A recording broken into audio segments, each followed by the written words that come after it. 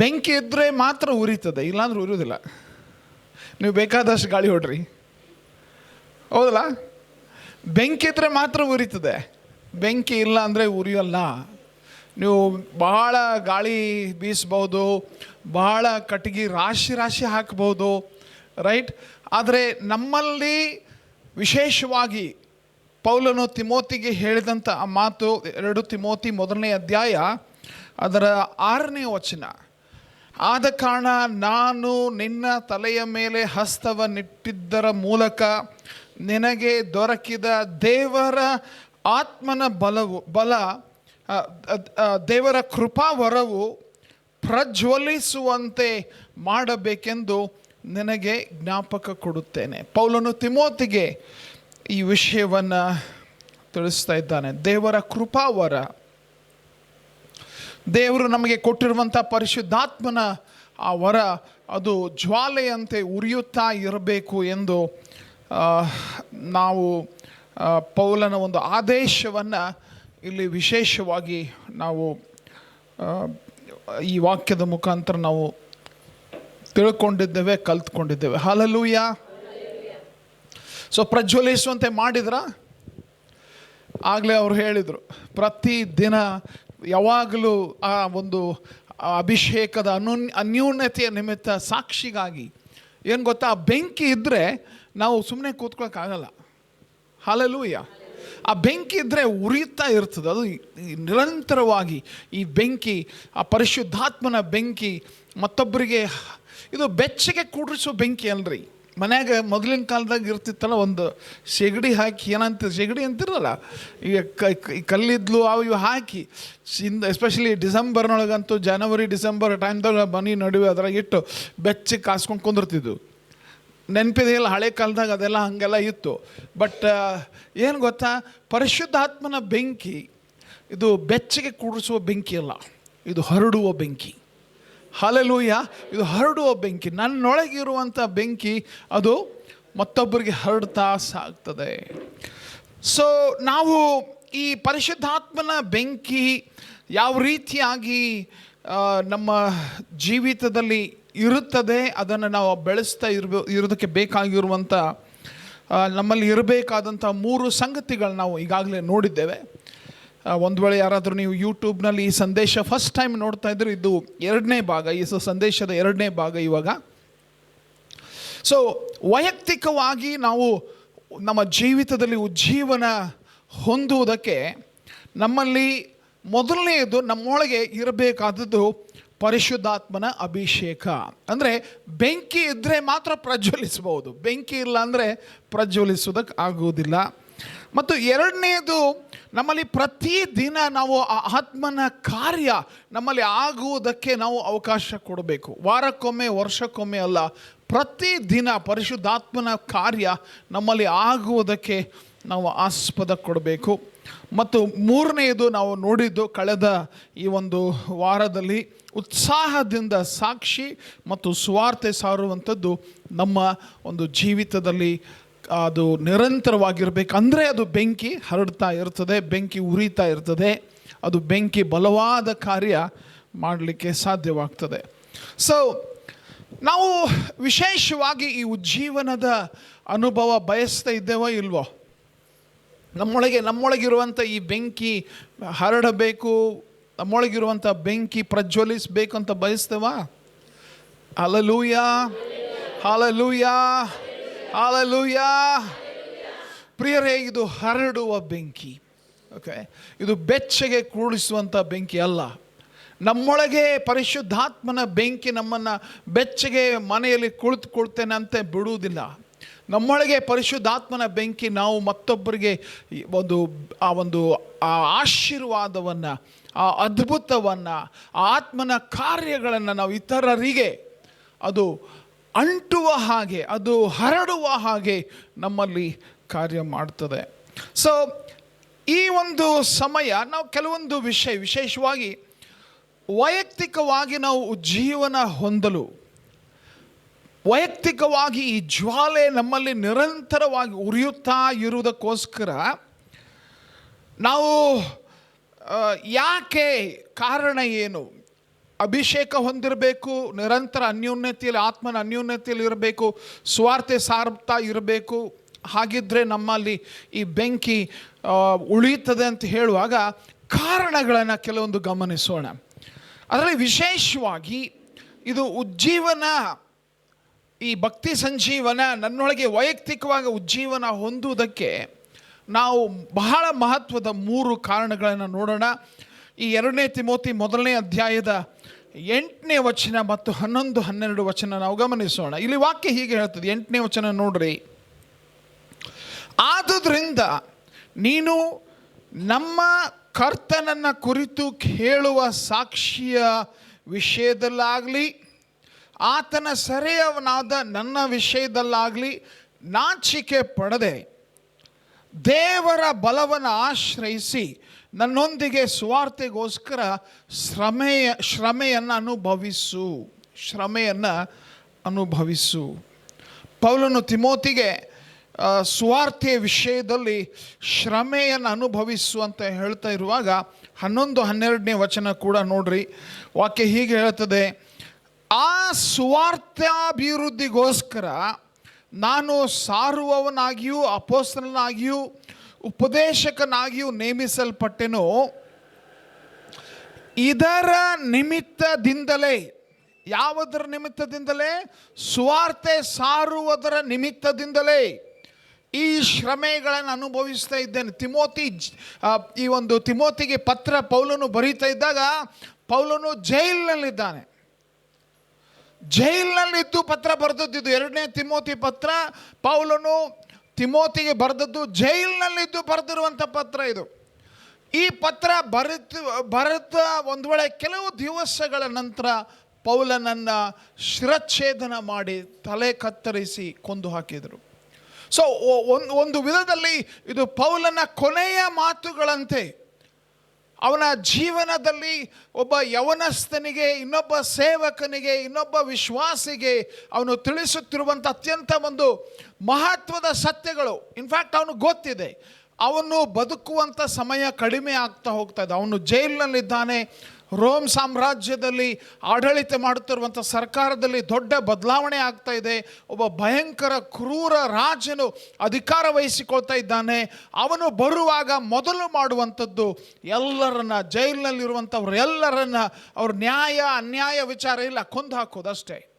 ಆ ಥರದ ಕ್ರೂರವಾದ ಒಬ್ಬ ಅರಸನು ಅಧಿಕಾರ ವಹಿಸಿಕೊಳ್ತಾ ಇದ್ದಾನೆ. ಅವನಿಗೆ ಸ್ಪಷ್ಟವಾಗಿ ಗೊತ್ತು ಅವನ ಜೀವನದ ಕೊನೆಯ ದಿವಸಗಳಲ್ಲಿದ್ದಾನೆ. ಸೊ ಅಂಥ ಸಮಯದಲ್ಲಿ ಮಹತ್ವದ ಸತ್ಯಗಳನ್ನು ಅವನು ತಿಮೋತಿಗೆ ತಿಳಿಸ್ತಾ ಇದ್ದಾನೆ.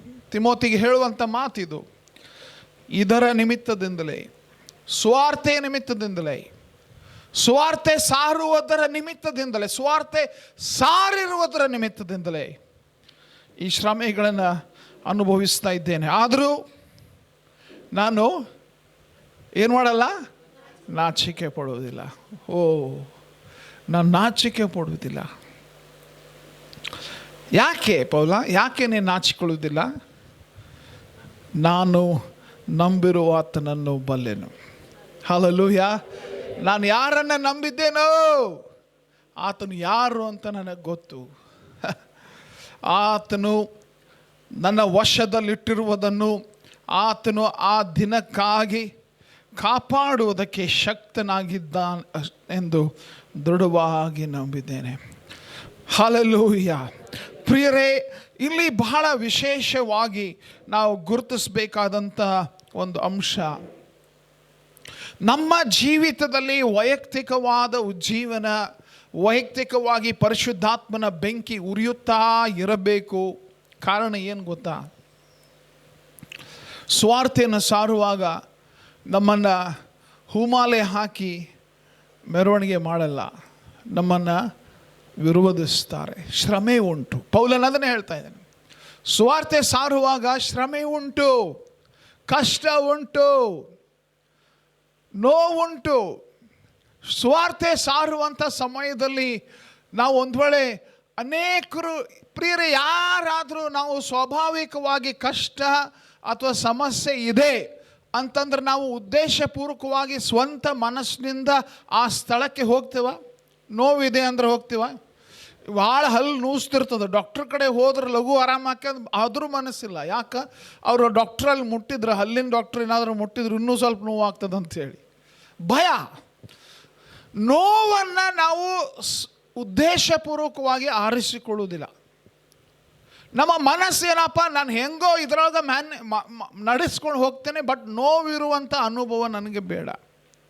ಆದರೆ ಇಲ್ಲಿ ನೋಡ್ರಿ, ಒಂದು ಸುವಾರ್ತೆ ಸಾರುವಂಥ ವಿಷಯದಲ್ಲಿ ಸಂಬಂಧಪಟ್ಟಂತೆ ಹೌದು, ನಾವು ಪ್ರತಿಯೊಬ್ಬರಿಗೂ ಪ್ರತಿನಿತ್ಯ ಪ್ರತಿ ಸಾರಿ ನಾವು ಸುವಾರ್ತೆ ಸಾರುವಂಥ ಜನರಾಗುವಾಗ ಅದರ ಜೊತೆಗೆ ಶ್ರಮೆ ಬಂದೇ ಬರ್ತದೆ, ಕಷ್ಟ ಬಂದೇ ಬರ್ತದೆ. ಅದರ ಜೊತೆಗೆ ನಿಂದೆ, ಹಿಂಸೆ, ಅಪಮಾನ ಬಂದೇ ಬರ್ತದೆ. ಯೇಸು ಸ್ವಾಮಿಯ ಶಿಷ್ಯರಲ್ಲಿ ಅಪೊಸ್ತಲನಾದ ಯೋಹಾನನನ್ನು ಹೊರತುಪಡಿಸಿ, ಇಸ್ಕರಿಯೋತ್ ಯೂದನನ್ನು ಹೊರತುಪಡಿಸಿ ಉಳಿದವರೆಲ್ಲರನ್ನ ಹತ್ಯೆ ಮಾಡಿದರು, ಕೊಲೆ ಮಾಡಿದರು. ಯಾಕೆ ಗೊತ್ತಾ? ಸುವಾರ್ತೆ ಸಾರುತ್ತಾ ಅವರು ಜೀವಿಸಿದ ಕಾರಣ.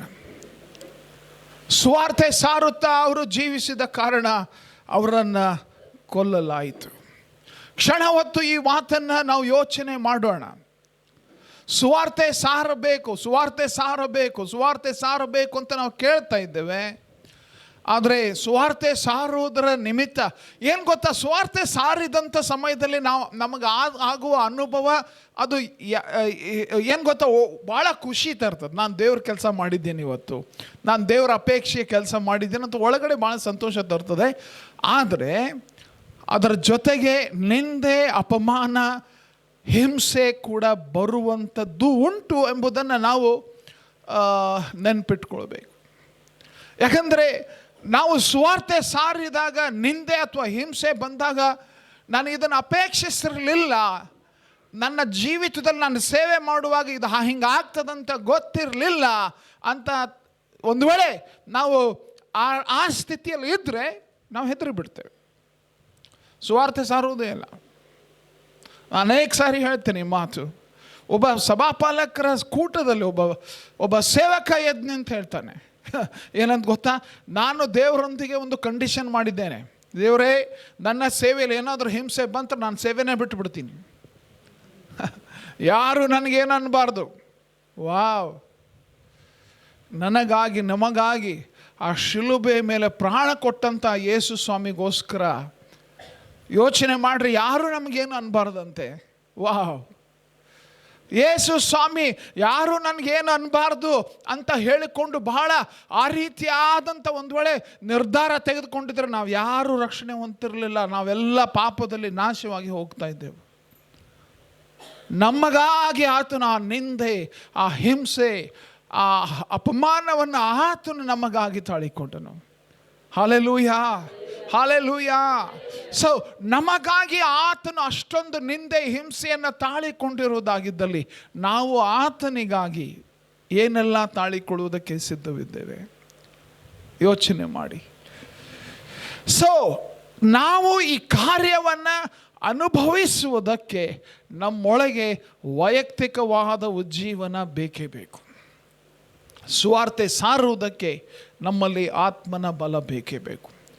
ಯಾಕಂದರೆ ಸ್ವಾಭಾವಿಕವಾಗಿ ನಮ್ಮ ಮನಸ್ಸೇನು ಹೇಳ್ತದೆ ಗೊತ್ತಾ? ಯಾಕೆ ಸುವಾರ್ತೆ ಸಾರ್ತಿ? ಯಾಕೆ ಯೇಸು ಸ್ವಾಮಿ ಕುರಿತು ಮಾತಾಡ್ತಿ? ನಿನ್ನ ಬಗ್ಗೆ ಜನ ಬೈತಾರೆ, ನಿನ್ನನ್ನು ಹೀಯಾಳಿಸ್ತಾರೆ, ಅಥವಾ ನಿನಗೆ ಸಮಸ್ಯೆ ಕೊಡ್ಬೋದು. ಯಾಕೆ ಸುವಾರ್ತೆ ಸಾರ್ತಿ? ಆದರೆ ನಮ್ಮೊಳಗಿರುವ ಬೆಂಕಿ, ಆರದ ಬೆಂಕಿ, ಹರಡುವ ಬೆಂಕಿ ನಮ್ಮನ್ನು ಸುವಾರ್ತೆ ಸಾರುವುದಕ್ಕೆ ಏನು ಮಾಡ್ತದೆ ಗೊತ್ತಾ? ಒತ್ತಾಯಿಸ್ತದೆ. ಆ ಬೆಂಕಿ ಇದ್ದರೆ ಮಾತ್ರ, ನಾವು ಹರಡುವಂಥ ಬೆಂಕಿ ನಮ್ಮೊಳಗಿದ್ರೆ ಮಾತ್ರ ಪ್ರಜ್ವಲಿಸುತ್ತೇವೆ. ತಿರುಗಿ ಹೇಳ್ತೇನೆ, ಯಾರು ಪ್ರಜ್ವಲಿಸುತ್ತಾರೆ? ಬೆಂಕಿ ಇದ್ದವರು ಮಾತ್ರ. ಉಳಿದವರು ಬೇರೆ ಕಡೆ ಬೆಂಕಿ ಹಚ್ತಾ ಹೋಗ್ತಾರೆ ಅಷ್ಟೇ. ಸೊ ಅದು ನೆನ್ಪಿಟ್ಕೊಳ್ಳಿ. ಓಕೆ, ಬೆಂಕಿ ಇದ್ದರೆ, ಪರಿಶುದ್ಧಾತ್ಮನ ಬೆಂಕಿ ಇದ್ದರೆ, ಆ ಬೆಂಕಿ ನಮ್ಮನ್ನು ಬಾಯಿ ಮುಚ್ಚಿ ಕೂತ್ಕೊಳ್ಳೋದಕ್ಕೆ ಬಿಡುವುದಿಲ್ಲ. ಹಲ್ಲೆಲೂಯಾ. ಸೊ ಸುವಾರ್ತೆಯನ್ನು ಸಾರುವಾಗ ನಾವು ಜೀವನ ಹೊಂದಿರುವ, ಪರಿಶುದ್ಧಾತ್ಮನ ಬಲ ಹೊಂದಿರುವಂಥವ್ರು ಆಗಿರಬೇಕು. ಯಾಕಂದರೆ ಆ ಒಂದು ಸ್ವಾರ್ಥೀಕರಣದ ಕಾರ್ಯದಲ್ಲಿ ವಿರೋಧ ಇದೆ. ಎರಡನೆಯದು, ನಾವು ಕಾರಣಗಳನ್ನು ನೋಡ್ತಾ ಇದ್ದೇವೆ. ವೈಯಕ್ತಿಕ ಉಜ್ಜೀವನ ಹೊಂದಲು ಕಾರಣ ಏನು ಅಂತ ನಾವು ನೋಡ್ತಾ ಇದ್ದೇವೆ. ನಮಗೆ ಸುವಾರ್ತೆಯ ಸತ್ಯ ಏನಿದೆಯಲ್ಲ, ಸುವಾರ್ತೆಯೊಳಗೆ ಇರುವಂಥ ಸತ್ಯ, ಆ ಸುವಾರ್ತೆಯ ಸತ್ಯಕ್ಕೆ ನಾವು ಸತ್ಯವಾಗಿ ಇರಬೇಕಾಗಿದ್ದಲ್ಲಿ, ಸ್ವಾರ್ಥೆಯ ಸತ್ಯಕ್ಕೆ ನಾವು ಸತ್ಯವಾಗಿರಬೇಕಾಗಿದ್ದಲ್ಲಿ, ಉದಾಹರಣೆ ನಾನು ಕೊಡ್ತೀನಿ. ಕೆಲವರು ಹೀಗೆ ನಂಬಿದ್ದಾರೆ, ಏನು ಗೊತ್ತಾ, ಪಾಪ ಮಾಡ್ತಾ ನಾನು ದೇವರ ಬಳಿ ಬಂದು ತಪ್ಪಾಯ್ತು ಸ್ವಾಮಿ ಕ್ಷಮಿಸಿಬಿಡು ಅಂತ ಹೇಳಿ ನಾವು ಯೇಸು ಸ್ವಾಮಿ ಕಡೆ ಬಂದುಬಿಟ್ರೆ ಆ ಪಾಪಗಳನ್ನು ಕ್ಷಮಿಸಿಬಿಡ್ತಾನೆ. ಸೊ ಅದಕ್ಕೆ ನಿಮ್ಮಲ್ಲಿ ಬಹಳ ಸುಲಭ ಬಿಡ್ರಿ. ಯೇಸು ಸ್ವಾಮಿ ಮಕ್ಕಳು ಅಥವಾ ಯೇಸು ಸ್ವಾಮಿಯನ್ನು ಹಿಂಬಾಲಿಸುವಂಥವರು ವಿಶ್ವಾಸಿಗಳು ಮಾಡೋದೆಲ್ಲ ಮಾಡಿಬಿಟ್ಟು ಆಮೇಲೆ ತಪ್ಪಾಯ್ತು ಸ್ವಾಮಿ ಅಂತ ಹೇಳಿಬಿಟ್ಟು ತಪ್ಪಿಸಿಕೊಳ್ಳುವಂಥ ಸುಲಭ ಮಾರ್ಗ ನಿಮಗಿದೆ. ಹೌದಾ? ಅದು ಸುವಾರ್ತೆ ಹಾಗೆ ಹೇಳ್ತದಾ? ಇಲ್ಲ. ನಾವು ನಂಬಿರುವ ಸುವಾರ್ತೆಯ ಸತ್ಯ ಏನು ಗೊತ್ತಾ, ನಮ್ಮೊಬ್ಬೊಬ್ಬರ ಪಾಪಗಳಿಗಾಗಿ ಶಿಲುಬೆ ಮೇಲೆ ಯೇಸು ಸ್ವಾಮಿ ನಮಗಾಗಿ ಅಲ್ಲಿ ಆತನು ಶಿಕ್ಷೆಯನ್ನು ಅನುಭವಿಸಿದನು. ಮರಿಬಾರ್ದು. ನಾವು ಪಶ್ಚಾತ್ತಾಪ ಪಟ್ಟು ದೇವರ ಕಡೆಗೆ ತಿರುಗಿಕೊಳ್ಳುವಾಗ ನಾವು ರಕ್ಷಣೆ ಹೊಂದ್ತೇವೆ. ಹಲ್ಲೆಲೂಯಾ. ನಮ್ಮ ಪಾಪಗಳಿಗಾಗಿ ಮನ ಮುರಿದವರಾಗಿ ದುಃಖಿಸಲ್ಪಡುವವರಾಗಿ ನಾವು, ಓ ಕರ್ತನೇ, ನಮ್ಮ ಜೀವಿತದಲ್ಲಿ ಈ ರೀತಿಯಾದ ಪಾಪದ ಬಂಧನದಲ್ಲಿ ನಾವು ಬಿದ್ದು ಹೋಗಿದ್ದೇವೆ, ನಮ್ಮನ್ನು ಕ್ಷಮಿಸು ಅಂತ ಹೇಳುವಾಗ ಆ ಯೇಸು ಸ್ವಾಮಿ ನಮಗಾಗಿ ಆ ಶಿಲುಬೆಯ ಮೇಲೆ ಪ್ರಾಣ ಕೊಟ್ಟದ್ದರ ನಿಮಿತ್ತ, ಆ ಯೇಸು ಸ್ವಾಮಿಯನ್ನು ಆಶ್ರಯಿಸಿರುವುದರ ನಿಮಿತ್ತ ನಮ್ಮ ಪಾಪಗಳು ಕ್ಷಮಿಸಲ್ಪಡುತ್ತೇವೆ ಹೊರತು ನಮ್ಮ ಯಾವುದೇ ರೀತಿಯಾದ ದುಃಖ ಮತ್ತು ವ್ಯಥೆಯಿಂದಲ್ಲ. ಆದರೆ ಕೆಲವರು ಏನು ಮಾಡ್ತಾರೆ ಗೊತ್ತಾ, ಪಶ್ಚಾತ್ತಾಪ ಪಟ್ಟು ದೇವರ ಕಡೆಗೆ ತಿರುಗಿಕೊಳ್ಬೇಕನ್ನುವಂಥ ಸುವಾರ್ತೆ ಸಾರುವುದಿಲ್ಲ. ಸುವಾರ್ತೆ ಸಾರುವಂಥ ವಿಷಯದಲ್ಲಿ ನಂಬು ಅಂತ ಹೇಳ್ತಾರೆ. ಯೇಸು ಸ್ವಾಮಿಯನ್ನು ನಂಬು ಅಂತ ಹೇಳ್ತಾರೆ. ಹೌದು, ನಂಬಬೇಕು. ಆದರೆ ಆ ಒಂದು ನಂಬಿಕೆ ನನ್ನ ಜೀವಿತದಲ್ಲಿ ಕಾರ್ಯ ಮಾಡಬೇಕಾದ್ರೆ ನಮ್ಮ ಪಾಪಗಳಿಗಾಗಿ ನಾವು ಪಶ್ಚಾತ್ತಾಪ ಪಡಲೇಬೇಕು. ಸ್ನಾನಿಕನಾದ ಯೋಹಾನನು ಸಾರಿದ ಸುವಾರ್ತೆಯ ಮೊದಲನೆಯ ಮಾತು, ಯೇಸು ಸ್ವಾಮಿಯು ಸಾರಿದ ಸುವಾರ್ತೆಯ ಮೊದಲನೆಯ ಮಾತು, ದೇವರ ಕಡೆಗೆ ತಿರುಗಿಕೊಳ್ಳ್ರಿ. ಇನ್ನೊಂದು ಮಾತಿನಲ್ಲಿ ರಿಪೆಂಟ್, ಪಶ್ಚಾತ್ತಾಪ. ನಾವು ದೇವರ ವಿರುದ್ಧವಾಗಿ ಜೀವಿಸಿರುವುದರ ವಿಷಯದಲ್ಲಿ ಪಶ್ಚಾತ್ತಾಪ. ಸೊ ಅದಕ್ಕೆ ಪೌಲನು ತಿಮೋತಿಗೆ ಈ ಮಾತನ್ನು ತಿಳಿಸ್ತಾ ಇದ್ದಾನೆ. ಅಂದರೆ ಸ್ವಾರ್ಥೆಯ ಸತ್ಯ, ಅದಕ್ಕೆ ನಾವು ಸತ್ಯವಾಗಿರುವುದಕ್ಕೆ ಹೇಗೆ ಸಾಧ್ಯ? ಈ 14ನೇ ವಚನ ನೋಡ್ರಿ. ನಿನ್ನ ವಶಕ್ಕೆ, ಈ 2 ತಿಮೋತಿ 1ನೇ ಅಧ್ಯಾಯದ 14ನೇ ವಚನ, ನಿನ್ನ ವಶಕ್ಕೆ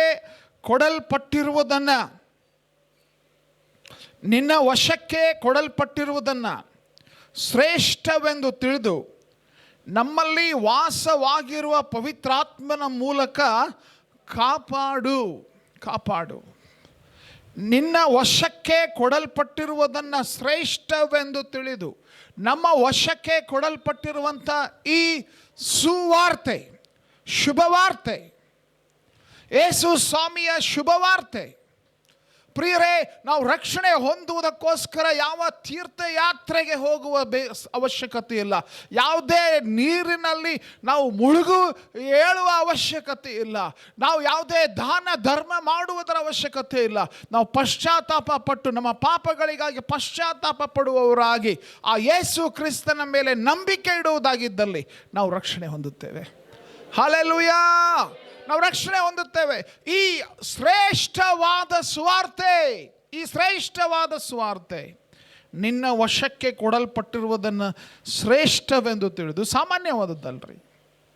ಸಾಮಾನ್ಯವಾದದ್ದಲ್ಲ, ಶ್ರೇಷ್ಠವೆಂದು ತಿಳಿದು ಇದನ್ನು ಕಾಪಾಡಿಕೊಳ್ಳುವುದು ಹೇಗೆ ಸಾಧ್ಯ ಗೊತ್ತಾ? ಪವಿತ್ರಾತ್ಮನ ಮೂಲಕ ಕಾಪಾಡು. ಪವಿತ್ರಾತ್ಮನ ಕಾರ್ಯ ಇಲ್ಲ, ಆ ಸುವಾರ್ತೆಯನ್ನು ಕಾಪಾಡುವುದಕ್ಕಾಗುವುದಿಲ್ಲ. ನನ್ನ ಕಡೆ ಬೇರೆ ಏನೇನೋ ಹೊಸ ಸುವಾರ್ತೆ ಸ್ಟಾರ್ಟ್ ಮಾಡಿರ್ತಾರೆ. ಮುಖ್ಯ ಕಾರಣ ಏನು ಗೊತ್ತಾ? ಪವಿತ್ರಾತ್ಮನು ಅಲ್ಲಿ ಇಲ್ಲ.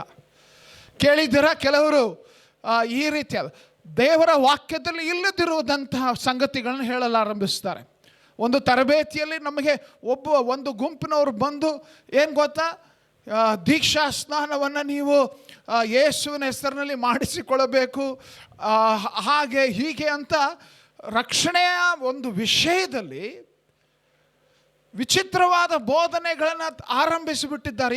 ಏನು ಮುಖ್ಯವಾದ ಕಾರಣ ಏನು ಗೊತ್ತಾ? ಪವಿತ್ರಾತ್ಮನಿಲ್ಲ. ಎಲ್ಲಿ ಪವಿತ್ರಾತ್ಮನ ಕಾರ್ಯವಿರುತ್ತದೋ ಅಲ್ಲಿ ಸುವಾರ್ತೆಯು ಕಾಪಾಡಲ್ಪಡ್ತದೆ. ವಾಕ್ಯ ಹೇಳ್ತಾ ಇದೆ, ಪೌಲನೇ ಹೇಳ್ತಾ ಇದ್ದಾನೆ, ನಿನ್ನ ವಶಕ್ಕೆ ಕೊಡಲ್ಪಟ್ಟಿರುವುದನ್ನು ಶ್ರೇಷ್ಠವೆಂದು ತಿಳಿದು. ನಿನ್ನ ವಶಕ್ಕೆ ದೇವರು ಕೊಟ್ಟಿರುವ ಈ ಸುವಾರ್ತೆ ಏನಿದೆಯಲ್ಲ, ಈ ಶುಭ ಸಂದೇಶ ಏನಿದೆಯಲ್ಲ, ಈ ಒಂದು ಗುಡ್ ನ್ಯೂಸ್, ಇದರ ಸತ್ಯಗಳು, ಸುವಾರ್ತೆಯ ಸತ್ಯಗಳು, ತ್ರಯೇಕತ್ವ,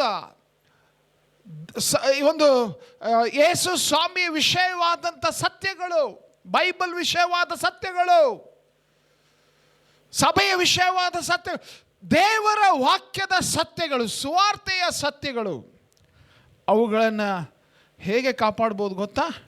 ನಿಮ್ಮೊಳಗೆ ನಮ್ಮಲ್ಲಿ ವಾಸವಾಗಿರುವ ಪವಿತ್ರ ಆತ್ಮನ ಮೂಲಕ. ದೈವ ಪ್ರೇರಿತವಾದ ದೇವರ ವಾಕ್ಯ, ಆತ್ಮನಿಂದ ಪ್ರೇರೇಪಿಸಿ ಬರೆಯಲ್ಪಟ್ಟ ಈ ದೇವರ ವಾಕ್ಯ ಕಾಪಾಡಲ್ಪಡಬೇಕಾದ್ರೆ ಆತ್ಮನು ಬೇಕೇ ಬೇಕು. ಹಲ್ಲೆಲೂಯಾ. ಪ್ರಿಯರೇ, ನೆನ್ಪಿಟ್ಕೊಳ್ಳೋಣ, ದೇವರ ವಾಕ್ಯ ಬೈಬಲ್ನ ಓದುವಾಗ ಪರಿಶುದ್ಧಾತ್ಮನು ಸ್ವತಃ, ಲೇಖಕನು ಸ್ವತಃ ಪ್ರೇರೇಪಿಸಿದಂಥ ಸ್ವತಃ ಪರಿಶುದ್ಧಾತ್ಮ ನಮ್ಮ ಜೊತೆಗಿದ್ದಾನೆ.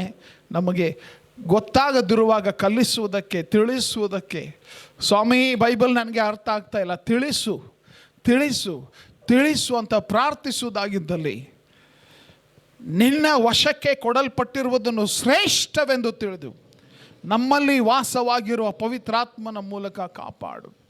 ಆತನನ್ನು ಕೇಳಿಕೊಂಡು ನಾನು ತಪ್ಪಾದ ಅರ್ಥ ಈ ವಾಕ್ಯದಲ್ಲಿ ಹೊಂದಿಕೊಳ್ಳದಂತೆ ಪವಿತ್ರಾತ್ಮನೇ ನನಗೆ ಸಹಾಯ ಮಾಡು, ನನಗೆ ಸಹಾಯ ಮಾಡಿ. ಈ ವಾಕ್ಯದ ವಿಷಯದಲ್ಲಿ, ವಾಕ್ಯದ ಸತ್ಯಗಳ ವಿಷಯದಲ್ಲಿ, ಸ್ವಾರ್ಥೆಯ ವಿಷಯದಲ್ಲಿ ಒಂದು ವೇಳೆ ನಾವು ದೇವರನ್ನ ಆಶ್ರಯಿಸಿ ಪರಿಶುದ್ಧಾತ್ಮನ ಸಹಾಯವನ್ನು ಕೇಳುವುದಾಗಿದ್ದಲ್ಲಿ, ಪ್ರಿಯರೇ, ನಾವು ಆ ಮುಖಾಂತರ ಕಾಪಾಡಲ್ಪಡುತ್ತೇವೆ. ಹಲ್ಲೆಲೂಯಾ. ಆ ಮುಖಾಂತರ ಕಾಪಾಡಲ್ಪಡುತ್ತೇವೆ. ಸೊ ನಮಗೆ ಸಹಾಯ ಬೇಕೇ ಬೇಕು. ಸುವಾರ್ತೆಗೆ ನಾವು ಸತ್ಯವಾಗಿರಬೇಕಾಗಿದ್ದಲ್ಲಿ, ಸುವಾರ್ತೆಯ ವಿಷಯದಲ್ಲಿ ನಾವು ಸತ್ಯವಾಗಿರಬೇಕಾಗಿದ್ದಲ್ಲಿ, ಸುವಾರ್ತೆಯ ಸತ್ಯಗಳ ವಿಷಯದಲ್ಲಿ ನಾವು ಸತ್ಯವಾಗಿರಬೇಕಾಗಿದ್ದಲ್ಲಿ, ತತ್ವ ಬೋಧನೆಯ ವಿಷಯದಲ್ಲಿ ನಾವು ಸತ್ಯವಾಗಿರಬೇಕಾಗಿದ್ದಲ್ಲಿ ನಮಗೆ ಪರಿಶುದ್ಧಾತ್ಮನು ಬೇಕೇ ಬೇಕು. ಅದಕ್ಕೆ ಆ ಜ್ವಾಲೆ, ಪರಿಶುದ್ಧಾತ್ಮನ ಬೆಂಕಿ ಪ್ರಜ್ವಲಿಸುತ್ತಾ ಇರಬೇಕು, ಪ್ರಜ್ವಲಿಸುತ್ತಾ ಇರಬೇಕು, ಉರಿಯುತ್ತಾ ಇರಬೇಕು. ಉರಿಯುತ್ತಾ ಇದ್ದಲ್ಲಿ ನಾವು ಸತ್ಯವಾದ ಸಂಗತಿಗಳನ್ನು ಗಟ್ಟಿಯಾಗಿ ಹಿಡಿದಿಟ್ಟುಕೊಳ್ಳೋದಕ್ಕೋಸ್ಕರ ಸಾಧ್ಯವಾಗ್ತದೆ. ಯಾಕೆ ನಾವು ಈ ಪ್ರಜ್ವಲಿಸುತ್ತಾ ಇರಬೇಕು ಅಂತ ಈ ಮಾತು ಇಲ್ಲಿ ನಿಮ್ಮ ಗಮನಕ್ಕೆ ತರುತ್ತಾ ಇರುವಂಥ ವಿಷಯ ಏನಂದರೆ, ಪ್ರಿಯರೇ, ಇನ್ಫ್ಯಾಕ್ಟ್ ಈ 6ನೇ ವಚನದ ಆರಂಭ ಭಾಗದಲ್ಲಿ ನಾವು ನೋಡ್ತೀವಲ್ಲ, ಏನಂತ, ಆದ ಕಾರಣ ನಾನು ನಿನ್ನ ತಲೆಯ ಮೇಲೆ ಹಸ್ತವನ್ನಿಟ್ಟಿದ್ದರ ಮೂಲಕ ನಿನಗೆ ದೊರಕಿದ ದೇವರ ಕೃಪಾ ವರವು ಪ್ರಜ್ವಲಿಸುವಂತೆ ಮಾಡಬೇಕೆಂದು ನಿನಗೆ ಜ್ಞಾಪಕ ಕೊಡುತ್ತೇನೆ ಅಂತ ಪೌಲನು ತಿಮೋಥಿಯನಿಗೆ ಹೇಳ್ತಿರುವಾಗ, ಈ ಪ್ರಜ್ವಲಿಸುವಂತೆ ಮಾಡು ಅಂತ ಪೌಲನು ಯಾಕೆ ಆದೇಶಿಸ್ತಾ ಇದ್ದಾನೆ? ಯಾಕೆ ಈ ಆದೇಶ ಕೊಡ್ತಾ ಇದ್ದಾನೆ? ಯಾಕೆ ಈ ಆದೇಶ ಕೊಡ್ತಾ ಇದ್ದಾನೆ ಗೊತ್ತಾ? ಯೇಸು ಸ್ವಾಮಿಯ ಸೇವೆಯಲ್ಲಿ ನಮಗಿರುವಂಥ ಒಂದು ದೊಡ್ಡ ಸಮಸ್ಯೆ ಏನಂದರೆ, ನಮಗಿರುವ ಆಸಕ್ತಿ ಕ್ರಮೇಣ ಕುಂದಿ ಹೋಗ್ತದೆ. ಕುಂದಿ ಹೋಗ್ತದೆ ಅಂತಂದ್ರೆ ಏನ್ರಿ, ಈ ವಾರ ಭಾಳ ಉತ್ಸಾಹದಿಂದ ಮಾಡಿದೆವು, ಮುಂದಿನ ವಾರ ಸ್ವಲ್ಪ ಕಡಿಮೆ ಆಗ್ತದೆ. ಆಗಲೇ ಹೇಳ್ತಾ ಇದ್ದೀನಿ ನಾನು, ಓಕೆ. ಆಮೇಲೆ ಇನ್ನೊಂದು ವಾರ ಬರೋಷ್ಟು ಇನ್ನೂ ಸ್ವಲ್ಪ ಕಡಿಮೆ ಆಗ್ತದೆ, ಆಮೇಲೆ ಮತ್ತೆ ಹಿಂಗೆ ಕಡಿಮೆ ಆಗ್ತಾ ಹೋಗ್ತದೆ. ಅದು ದೊಡ್ಡ ಅಪಾಯ. ಪ್ರಜ್ವಲಿಸುವಂತೆ ಮಾಡು, ಬೆಂಕಿದ್ರೆ ಅಷ್ಟೇ, ನೆನ್ಪಿಟ್ಕೊಳ್ಳಿ. ಓಕೆ, ಬೆಂಕಿದ್ರೆ ಪ್ರಜ್ವಲಿಸುವಂತೆ ಮಾಡು. ಯಾಕೆ ಗೊತ್ತಾ, ಈ ಬೆಂಕಿಯ ಉರಿಯುವ ಸಾಮರ್ಥ್ಯದಲ್ಲಿ ಯಾವ ಸಮಸ್ಯೆ ಇಲ್ಲ. ನಮ್ಮೊಳಗಿರುವ ಸಮಸ್ಯೆ ಏನಂದ್ರೆ ನಮ್ಮ ಆಸಕ್ತಿ, ನಮ್ಮ ಉತ್ಸಾಹ ಅದು ದಿನಕ್ಕೆ ಕಡಿಮೆ ಆಗ್ತಾ ಹೋಗ್ತದೆ. ಕೇಳಿದ್ದೀರಾ, ಕೆಲವರು ಇದ್ದಾರೆ ವಿಶ್ವಾಸಿಗಳು, ನೀವು ಭೇಟಿ ಆದರೆ ಅವರು ಇತಿಹಾಸದ ಪ್ರೊಫೆಸರ್ಸ್ ಅಂತಂದರೆ ಅವ್ರ ಬೆಟ್ಟ ನೀನು ಈಗ ಬಂದು ನಾವೆಲ್ಲ ಹೆಂಗೆ ಸೇವೆ ಮಾಡ್ತಿದ್ವಿ ಗೊತ್ತಾನ? ಓಕೆ, ನಮ್ಮ ಸೇವೆ ಸಮಯದೊಳಗೆ ನಾವು ಹಂಗೆ ಹಗಲು ರಾತ್ರಿ ನಿದ್ದೆ ಮಾಡದೆ ಸೇವೆ ಮಾಡ್ತಿದ್ದೆವು. ನಾವು ಹೆಂಗೆ ಸೇವೆ ಮಾಡ್ತಿದ್ವಿ ಗೊತ್ತಾನ? ನಾವು ಹೋದಾಗ ಅಲ್ಲಿ ಹಂಗಾತ್ ಏನು ಗೊತ್ತಾ, ಅಂಥ ಇಸ್ವಿ 1900 ಯಾವ ಇಸ್ವಿ ಗೊತ್ತಿಲ್ಲ, ಬಟ್ ಆ ಇಸ್ವಿ ಒಳಗೆ ನಾವು ಹಂಗೆ ಮಾಡಿದೆವು ಹಿಂಗೆ ಮಾಡಿದೆವು. ಬರೀ ಹಳೇದು ಬರೀ ಇತಿಹಾಸ ಅವ್ರದ್ದು. ಪ್ರಿಯರೇ, ಜಾಗ್ರತೆ. ಈಗೇನು ಮಾಡತ್ತೀರಂತ ಕೇಳಕ್ಕೆ ಹೋಗ್ಬಾರ್ದು ಅವ್ರಿಗೆ. ಕೇಳಿದ್ರಂತ ಭಯಂಕರ ಸಿಟ್ಟು ಬಂದುಬಿಡ್ತೈತೆ ಅವ್ರಿಗೆ. ಓಕೆ, ಈಗಿಂದ ಯಾಕೆ ಕೇಳತ್ತೀರಿ ನೀವು? ಮೊದಲಿಂದ ಹೇಳ್ರಿ, ಏನಾಗೈತೆ ಹೇಳ್ರಿ. ಅದು ಬೆಂಕಿ ಆರೋಯ್ತು. ಆ್ಯಕ್ಚುಲಿ ಅದಕ್ಕೆ ಅವ್ರಿಗೆ ಬೂದಿ ಮುಚ್ಚಿದ ಕೆಂಡಗಳು, ಬೆಂಕಿನ ಇಲ್ಲ. ಪ್ರಿಯರೇ, ಜಾಗ್ರತೆ. ನಮ್ಮೊಳಗಿರುವ ಈ ಬೆಂಕಿ ಉರಿಯುತ್ತಾ ಇರಬೇಕಂದ್ರೆ ನಮ್ಮ ಈ ಬೆಂಕಿಗೆ ನಾವು ಪ್ರಜ್ವಲಿಸುತ್ತಾ ಇರುವುದಕ್ಕೆ ನಾವು ಪ್ರಯಾಸ ಪಡಬೇಕು. ಹಲ್ಲೆಲೂಯಾ. ಕೊನೆಯ ಉಸಿರಿರುವವರೆಗೂ ನಾವು ಸುವಾರ್ತೆ ಸಾರುತ್ತಾ ಇರುವಂಥ ಜನರಾಗಿರಬೇಕು. ಹಲ್ಲೆಲೂಯಾ. ಎಂಥ ಶ್ರೇಷ್ಠವಾದ ಕಾರ್ಯ. ನಾವು ದೇವರ ಕೆಲಸ ಮಾಡ್ತಾ, ದೇವರ ಉದ್ದೇಶ ನೆರವೇರಿಸ್ತಾ ಈ ಲೋಕಕ್ಕೆ ವಿದಾಯ ಹೇಳುವಂಥದ್ದು ಬೆಟರ್ ಅಲ್ಲ? ಒಳ್ಳೇದಲ್ವಾ? ರೈಟ್. ಅದನ್ನು ಬಿಟ್ಟು ನಾವು ಏನಂತಾರೆ, ಉಳಿದ ಯಾವುದೋ ಬೇರೆ ಕೆಲಸದಲ್ಲಿದ್ದಾಗ ನಮ್ಮ ಪ್ರಾಣ ಹೋದರೆ ಅದು ಭಾಳ ಸುಮ್ಮನೆ ಉಪಯೋಗ ಇಲ್ಲದ್ದು. ಬಟ್ ದೇವರ ಉದ್ದೇಶ ನೆರವೇರಿಸ್ತಾ, ಹಲ್ಲೆಲೂಯಾ, ದೇವರ ಉದ್ದೇಶ ನೆರವೇರಿಸ್ತಾ. ಸೊ ಈ ಉತ್ಸಾಹ ಇದು ದಿನದಿಂದ ದಿನಕ್ಕೆ ಹೆಚ್ಚಾಗ್ತಾ ಇರಬೇಕು ಅನ್ನುವಂಥ ಉದ್ದೇಶ, ಆಶೆ ನಮ್ಮೆಲ್ಲರಿಗೂ ಇರಬೇಕು. ಇದೆಯಾ? ಹಲೋ, ಇದೆಯಾ? ಕೆಲವರು ಎಚ್ಚರ ಇದ್ದೀರಿ, ಥ್ಯಾಂಕ್ ಯು. ಆಸಕ್ತಿ ಇದೆ ಅಂತ ಪೌಲನೇ ಹೇಳ್ತಾನೆ. ಏನಂತ? ನಿನ್ನ ಮೇಲೆ ನಾನು ಕೈಗಳನ್ನಿಟ್ಟು ಪ್ರಾರ್ಥಿಸಿದಾಗ, ಈ ಮಾತು ಗಮನಿಸ್ರಲ್ಲಿ ಭಾಳ ವಿಶೇಷವಾಗಿ. ಆದ ಕಾರಣ ನಾನು ನಿನ್ನ ತಲೆಯ ಮೇಲೆ ಹಸ್ತವನ್ನಿಟ್ಟಿದ್ದರ ಮೂಲಕ ನಿನಗೆ ದೊರಕಿದ ದೇವರ ಕೃಪಾವರವು ಪ್ರಜ್ವಲಿಸುವಂತೆ ಮಾಡಬೇಕೆಂದು ನಿನಗೆ ಜ್ಞಾಪಕ ಕೊಡುತ್ತೇನೆ. ದೇವರ ಕೃಪಾವರ ಅದು ಪ್ರಜ್ವಲಿಸಬೇಕು, ಅದನ್ನು ಉರಿಯುತ್ತಾ ಇರುವಂತೆ ನೋಡಿಕೊಳ್ಳಬೇಕು ಅಂತ ಹೇಳುವಾಗ ಎಲ್ಲಿದೆ ಅದು ಬೆಂಕಿ? ಎಲ್ಲಿದೆ ಆ ಉರಿಯುತ್ತಾ ಇರಬೇಕಾದಂಥ ಬೆಂಕಿ, ಪ್ರಜ್ವಲಿಸ್ತಾ ಇರಬೇಕಾದಂಥ ಬೆಂಕಿ, ಆ ಪರಿಶುದ್ಧಾತ್ಮನ ಬೆಂಕಿ ಎಲ್ಲಿದೆ? ಎಲ್ಲಿ? ನಮ್ಮೊಳಗೆ. ತಿಮೋತಿಯಲ್ಲಿ ಪೌಲನು ತಿಮೋತಿಯ ಮೇಲೆ ಕೈಗಳನ್ನಿಟ್ಟಾಗ ದೇವರ ಕೃಪಾವರವು ಅವನ ಮೇಲೆ ಇಳಿದು ಬಂತು. ಅವನೊಳಗೆ ನೆಲೆಸಿರುವಂಥ ಆ ಬೆಂಕಿ, ಅವನೊಳಗೆ ನೆಲೆಸಿರುವಂಥ ಆ ಜ್ವಾಲೆ, ಅದು ಪ್ರಜ್ವಲಿಸುವಂತೆ ಅಂತ ಹೇಳುವಾಗ ವಿಶೇಷವಾಗಿ ಈ ಅಂಶ ನಾವು ನೆನ್ಪಿಟ್ಕೊಳ್ಬೇಕು. ಇದು ದೇವರ ಕೃಪಾವರ, ಇದು ಪೌಲನ ಕೃಪಾವರ ಅಲ್ಲ, ಚರ್ಚ್ ಕೊಟ್ಟಂಥ ಕೃಪಾವರ ಅಲ್ಲ, ಪಾಸ್ಟರ್ ಕೊಟ್ಟಂಥ ಕೃಪಾವರ ಅಲ್ಲ. ನಾವು ಯಾರ್ಯಾರು ಪರಿಶುದ್ಧಾತ್ಮನ ವರವನ್ನು ಹೊಂದಿದ್ದೇವೋ, ಯಾರು ಕೊಟ್ಟ ವರ ಅದು? ಹಲ್ಲೆಲೂಯಾ. ಎಂಥ ಒಳ್ಳೆ ಸತ್ಯ ಇದು. ಮನುಷ್ಯನ ಕಡೆಗೆ ಹೋದರೆ ಬೇರೆ ಏನೇನೋ ವಿಚಾರ ಮಾಡಿ ಹೇಳ್ತಾನೆ, ನಿನಗೆ ವರ ಕೊಡಬೇಕೋ ಇಲ್ವೋ ಅಂತ. ಈಗ ಮೊದಲು ಈ ವರ ಸಿಗೋದು ದೊಡ್ಡ ದುಬಾರಿ ಆಗೈತಿ ಇವಾಗ. ಅಂಥವಾದ ಪರಿಶುದ್ಧಾತ್ಮನ ವರ, ದೇವರ ವರ, ಅವು ವರ ಅಂತಂದರೆ ಅದನ್ನು ಪಡ್ಕೊಳ್ಳೋದಕ್ಕಾಗಿ ಎಂಥ ಪ್ರಯಾಸ. ನೀನು ಎಷ್ಟು ದಿವಸ ಆಯ್ತು ವಿಶ್ವಾಸಿಯಾಗಿ?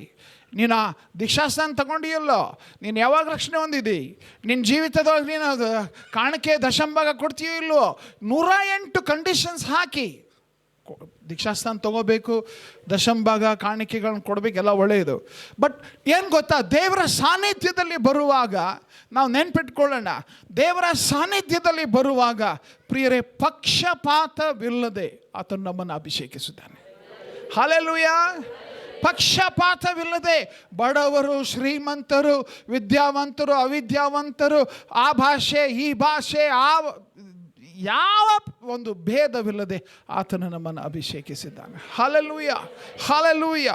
ಸೊ ಪೌಲನು ಬಹಳ ಸ್ಪಷ್ಟವಾಗಿ ತಿಮೋತಿಗೆ ಹೇಳ್ತಾ ಇದ್ದಾನೆ, ನಿನ್ನೊಳಗೆ ಕೊಡಲ್ಪಟ್ಟಿರುವ ಈ ವರವನ್ನು ಪ್ರಜ್ವಲಿಸುವಂತೆ ಮಾಡು.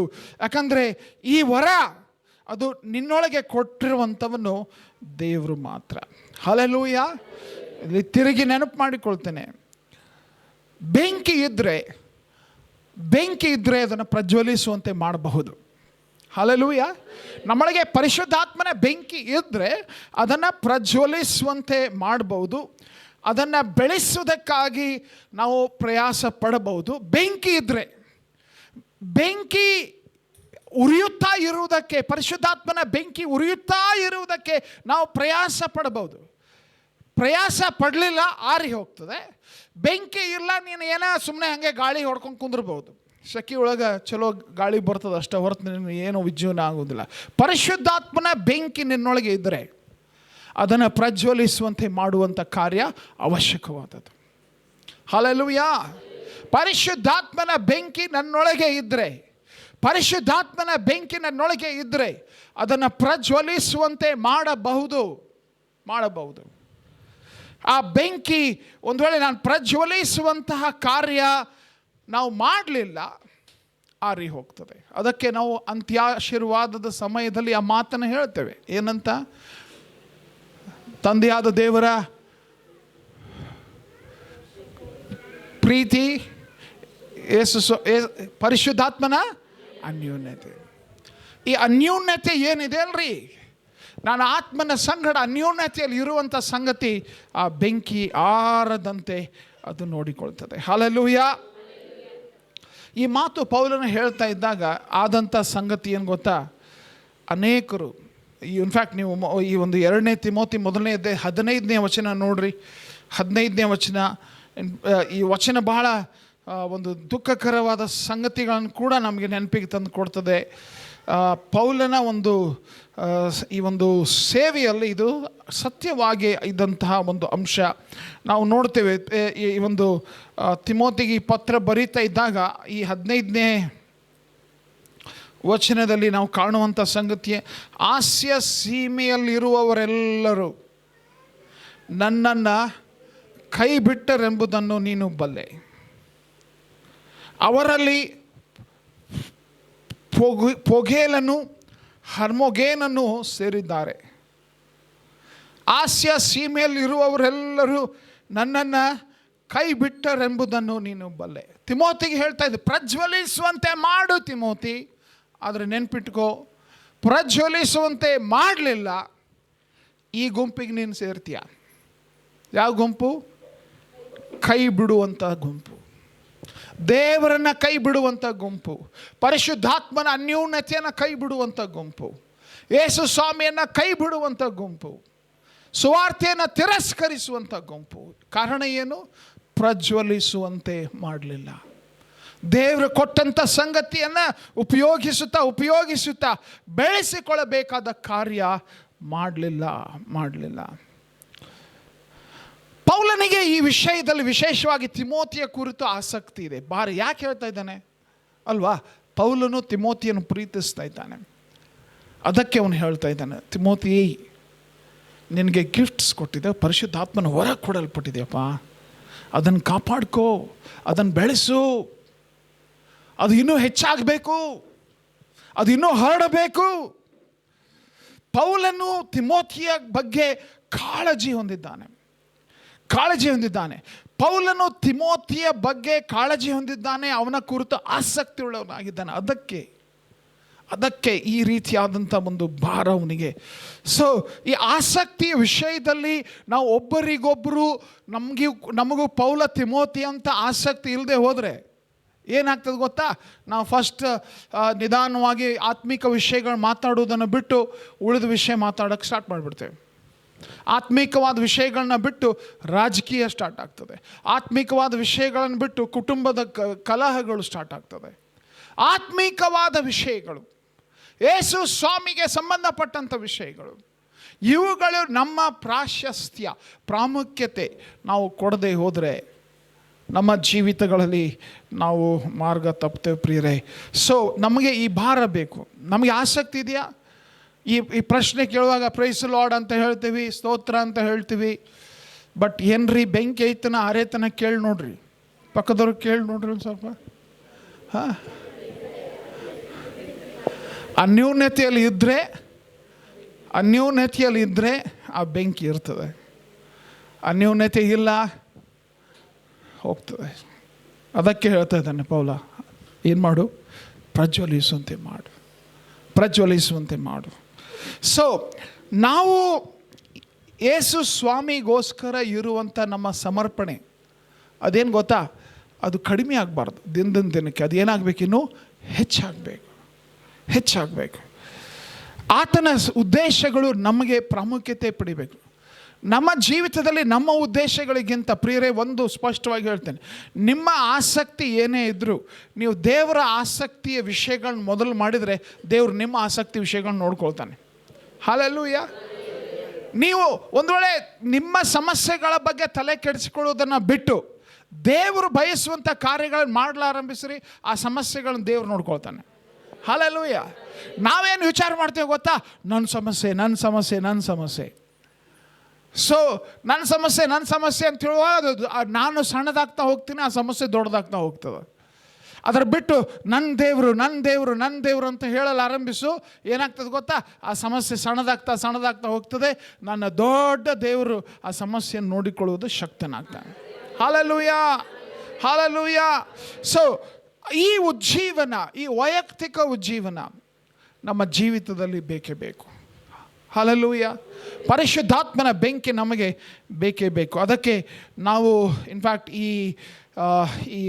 2 ತಿಮೋತಿ 1ನೇ ಅಧ್ಯಾಯದಲ್ಲಿ ನಾವು ನೋಡುವಂತೆ ಹೇಗೆ ನಾವು ಈ ಉಜ್ಜೀವನ ಹೊಂದಬಹುದು ಎಂಬುದಾಗಿರುವುದಕ್ಕೆ ಮಾಡಬೇಕಾದ ಸಂಗತಿಗಳು ಏನು ಅಂದರೆ, ಪ್ರಿಯರೇ, ನಾವು ಈ 5ನೇ ವಚನದಲ್ಲಿ ನೋಡುವ ಪ್ರಕಾರ, 2 ತಿಮೋತಿ 1:5 ನಾವು ನೋಡುವ ಪ್ರಕಾರ ವಾಕ್ಯ ಹೇಳುವಂಥ ಸತ್ಯ, ನಿನ್ನಲ್ಲಿರುವ ನಿಷ್ಕಪಟವಾದ ನಂಬಿಕೆಯು ನನ್ನ ನೆನಪಿಗೆ ಬಂತು. ಕಪಟದ ನಂಬಿಕೆ ಅಂದರೆ ಏನು ಗೊತ್ತಾ? ನಾಟಕ ಮಾಡುವ ನಂಬಿಕೆ. ಅದು ನಾಟಕ ಮಾಡುವ ನಂಬಿಕೆ. ಆ ನಂಬಿಕೆಯ ಸಮಸ್ಯೆಯನ್ನು ಬೇರೆಯವ್ರು ನೋಡೋದಕ್ಕಾಗಿ ನಾನು ನಂಬಿದ್ದೇನೆ ಅಂತ ತೋರಿಸೋದು. ಬೇರೆಯವ್ರು ನೋಡೋದಕ್ಕಾಗಿ ನಾನು ಯೇಸು ಸ್ವಾಮಿಯನ್ನು ನಂಬಿದ್ದೇನೆ ಅಂತ ತೋರಿಸುವಂಥದ್ದು, ಅದು ಕಪಟದ ನಂಬಿಕೆ. ನಿಷ್ಕಪಟ ನಂಬಿಕೆ, ನಾನು ಎಲ್ಲಿದ್ದರೂ ಯಾವ ಸ್ಥಿತಿಯಲ್ಲಿದ್ದರೂ ನನ್ನ ನಂಬಿಕೆ ಯೇಸು ಸ್ವಾಮಿಗಾಗಿ ಸ್ಪಷ್ಟ. ಇದು ನಿಷ್ಕಪಟವಾದ ನಂಬಿಕೆ. ಪ್ರಿಯರೇ, ಉಜ್ಜೀವನ ಬೇಕಾ? ಆ ಬೆಂಕಿ ನಮ್ಮಲ್ಲಿ ಉರಿಯುತ್ತಾ ಇರಬೇಕಾ? ಬಯಸ್ತೇವಾ? ಎಸ್ ಬಯಸ್ತೇವೆ.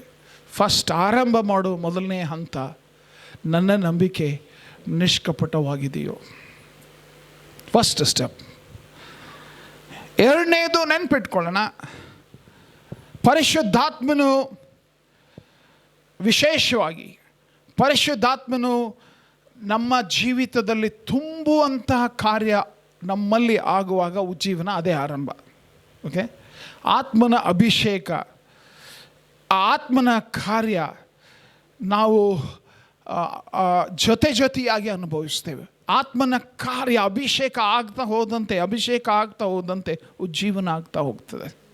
ಹಲ್ಲೆಲೂಯ. ಉಜ್ಜೀವನ ಬೇರೆ, ಅಭಿಷೇಕ ಬೇರೆ ಅಲ್ಲ. ಅಭಿಷೇಕ ಆಗ್ತಾ ಇದ್ದಂತೆ ಉಜ್ಜೀವನ ಆಗ್ತಾ ಹೋಗ್ತದೆ. ಇದನ್ನು ನಾವು ಮರಿಬಾರದು. 3ನೇದು, ನಾವು ಪ್ರತಿಯೊಬ್ಬರು ಈ ಭರವಸೆಯಲ್ಲಿ ಇರಬೇಕು, ನನಗೆ ಪರಿಶುದ್ಧಾತ್ಮನ ಅಭಿಷೇಕ ಆಗಿದೆ. ಗ್ಯಾರಂಟಿ ಇದೆಯಾ ನಮ್ಮೆಲ್ಲರಿಗೂ ನನಗೆ ಪರಿಶುದ್ಧಾತ್ಮನ ಅಭಿಷೇಕ ಆಗಿದೆ? ಎಸ್, ಅಭಿಷೇಕ ಆಗಿದೆ. ಆಗಿಲ್ಲ ಅಂದರೆ ಕೇಳಬೇಕು, ನನಗೆ ಈ ಅಭಿಷೇಕ ಕೊಡು ಸ್ವಾಮಿ. ಯಾಕಂದರೆ ಬೆಂಕಿ ಇಲ್ಲದೆ ಹೆಂಗೆ ಪ್ರಜ್ವಲಿಸುವಂತೆ ಮಾಡೋದ್ರಿ? ಹಲೋ, ನೀವು ಒಲಿಗೆ ಹಾಗೆ ಏನಂತಾರದು ಊದ್ಗುಳಿ ತೊಗೊಂಡು ಊದ್ತಾ ಕೂತ್ಕೊಂಡ್ರೆ ಬೆಂಕಿನೇ ಇಲ್ಲ. ನೀವು ಫ್ಯಾನ್ ಹಚ್ಕೊಂಡು ಕೂತ್ಬಿಡು ಸುಮ್ಮನೆ, ಬೆಟ್ರ. ಊದ್ಕೊಂಡು ಕುಂತದಾಗ ಏನು ಬರ್ತದೆ? ನೀನು ಬೆಂಕಿನೇ ಇಲ್ಲ. ಅದಕ್ಕೆ ನೀನು ಫಸ್ಟ್ ಕೇಳಬೇಕಾಗಿದ್ದು, ನನ್ನನ್ನು ಅಭಿಷೇಕಿಸು, ಬೆಂಕಿಯಿಂದ ಅಭಿಷೇಕಿಸಪ್ಪ. ಬೆಂಕಿ ಇದ್ದರೆ ಮಾತ್ರ ಪ್ರಜ್ವಲಿಸಬಹುದು. ಬೆಂಕಿ ಇಲ್ಲ, ಪ್ರಜ್ವಲಿಸೋದಕ್ಕೆ ಆಗುವುದಿಲ್ಲ.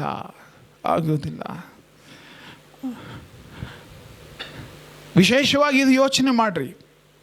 ನನ್ನೊಳಗೆ ದೇವರ ಆತ್ಮನ ಶಕ್ತಿ ನಮ್ಮೊಳಗೆ ಬೇಕು. ನನಗೆ ಕೊಡಪ್ಪ, ನನಗೆ ಬೇಕಪ್ಪ ಈ ಬಲ ಅಂತ ನಾವು ನಿರಂತರವಾಗಿ ಪ್ರಾರ್ಥಿಸ್ತಾ ಇರುವಂಥದ್ದು. ಕಳೆದ ವಾರ ನಾವು ಸಾಕ್ಷಿ ಕೇಳಿದ್ದೇವೆ, 5 ವಾರ ಉಪವಾಸದ ಪ್ರಾರ್ಥನೆ. ನನಗೆ ಅಭಿಷೇಕ ಬೇಕು, ಪರಿಶುದ್ಧಾತ್ಮನ ಶಕ್ತಿ ಬೇಕು, ಬಲ ಬೇಕು. ಪ್ರಾರ್ಥನೆ, ಉಪವಾಸದ ಪ್ರಾರ್ಥನೆ. ಅಭಿಷೇಕ ಆದಂಥ ಅನುಭವ ನೆನಪಿದೆಯಲ್ಲ? ಕಳೆದ ವಾರದಲ್ಲಿ ನಾವು ಇದೇ ಸ್ಥಳದಲ್ಲಿ ಕುಳಿತುಕೊಂಡಿರುವಾಗ ದೇವರಾತ್ಮನ ಶಕ್ತಿ ಇಳಿದು ಬಂತು. ಯಾಕೆ ಗೊತ್ತಾ? ಹಸಿವೆ ಇದೆ, ಬಾಯಾರಿಕೆ ಇದೆ, ನನಗೆ ಆ ಬೆಂಕಿ ಬೇಕಪ್ಪ. ಸೊ ಈ ವಿಶ್ವಾಸ ನಮಗೆ, ಈ ಒಂದು ಬಯಕೆ ನಮ್ಮಲ್ಲಿ ಇದ್ದಾಗ, ನಾವು ನಂಬಿಕೆಯಿಂದ ಕೇಳುವಾಗ ಆ ವಾಗ್ದಾನ ನಮ್ಮ ಜೀವಿತದಲ್ಲಿ ನೆರವೇರುತ್ತದೆ. ಹಲ್ಲೆಲೂಯಾ. ನಾವು ನಂಬಿಕೆಯಿಂದ ಕೇಳುವಾಗ ವಾಗ್ದಾನವು ನೆರವೇರುತ್ತದೆ. ನಾವು ನಂಬಿಕೆಯಿಂದ ಹೆಜ್ಜೆಗಳನ್ನು ಇಡುವಾಗ, ಸಾಕ್ಷಿಗಳನ್ನು ಕೊಡುವಾಗ ಆ ಉಜ್ಜೀವನ ನಮ್ಮಲ್ಲಿ ಕಾರ್ಯ ಆಗ್ತದೆ. ಮತ್ತು ನಿರಂತರವಾಗಿ ತುಂಬಿಸಪ್ಪ ಅಂತ ನಾವು ಕೇಳ್ತಾ ಸಾಗುವಂತೆ ದೇವರು ನಮ್ಮಲ್ಲಿ ಆ ಬೆಂಕಿಯ ಆರಂಭ ಮಾಡ್ತಾನೆ. ಆ ಬೆಂಕಿ ಉರಿಯುತ್ತಾ ಇರುವಂತೆ ನೋಡ್ಕೊಳ್ತಾನೆ. ಆ ಬೆಂಕಿ ನಮ್ಮ ಜೀವಿತದಲ್ಲಿ ಅದು ಬೆಳಕಾಗಿ ಪ್ರಜ್ವಲಿಸುವುದಕ್ಕೆ ನಮ್ಮನ್ನು ಉಪಯೋಗಿಸ್ತಾನೆ. ಹಲ್ಲೆಲೂಯಾ.